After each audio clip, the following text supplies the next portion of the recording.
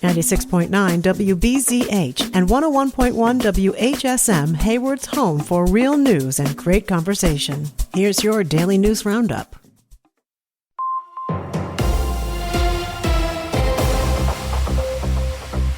For Civic Media News, I'm Jimmy Kuska. Before Tuesday's primary, polling had Francesca Hong as a clear favorite in the Democratic primary for governor. On election night, David Crowley, who had dropped out of the race on July 8th, then re-entered 9 days later with the endorsement of current Governor Tony Evers, held narrow leads for most of the night while totals were being reported. It wasn't until Milwaukee County's delayed reporting of over 24,000 absentee ballots that the race was called in favor of Crowley early Wednesday morning. In addition to Milwaukee County, server issues in Winnebago and Greene counties also delayed the reporting of final vote tallies well into Wednesday. Crowley will face Republican Tom Tiffany in this fall's general election. Plenty of attention was on northern Wisconsin's two contested primaries in Congressional District 7, which became an open seat when Tom Tiffany decided to run for governor. Republican Michael Alfonso, the son-in-law of former Wisconsin Congressman and current Trump administration cabinet member Sean Duffy, cleared the field and will face Democrat Fred Clark. Meanwhile, in western Wisconsin, it'll be a rematch between Republican Congressman Derek Van Orden and Democrat Rebecca Cook in the state's 3rd Congressional District. The Madison police officer who shot and killed Corey Ruiz last month is being officially identified. The Wisconsin Department of Justice says Keel Badinger-Peterson was injured by Ruiz with a knife during an attempted arrest on July 22nd and then fired his weapon at Ruiz. The deadly encounter led to protests at Williamson and Baldwin Streets, including an encampment that lasted until last week. Badinger-Peterson has been with the Madison Police Department for more than 10 years and hasn't been involved with use of deadly force in the past. The last group of beagles at Ridgeland Farms will be out of the facility tomorrow. Big Dog Ranch Rescue says the final 155 dogs will be released from Blue Mounds, most of which are puppies believed to be just a few months old. This departure will mark the end of a mission by rescue groups to have all dogs leave Ridgeland Farms, a mission that began back in April. Big Dog Ranch Rescue mentioned it has rescued more than 2,100 beagles from the facility to date. I'm Jimmy Kuska for Civic Media News.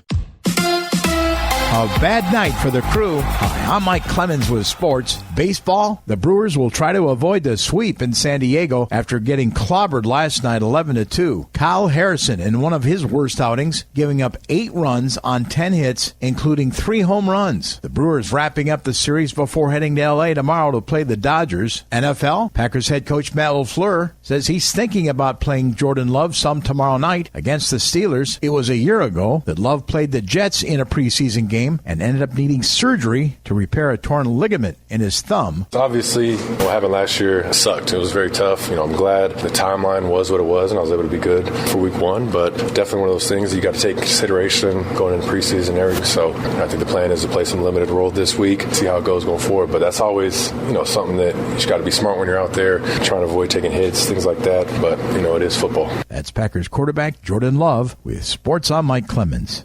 Partly to mostly cloudy today with a slight chance of an isolated shower or thunderstorm this afternoon. 84 tonight, mostly cloudy. Will drop to the upper 50s to low 60s. Tomorrow, partly cloudy. Slight chance of an isolated thunderstorm with a high near 80. I'm meteorologist Sean Cable. That's your Hayward News Roundup from WBZH and WHSM. Find more news anytime at wbzh.fm/news.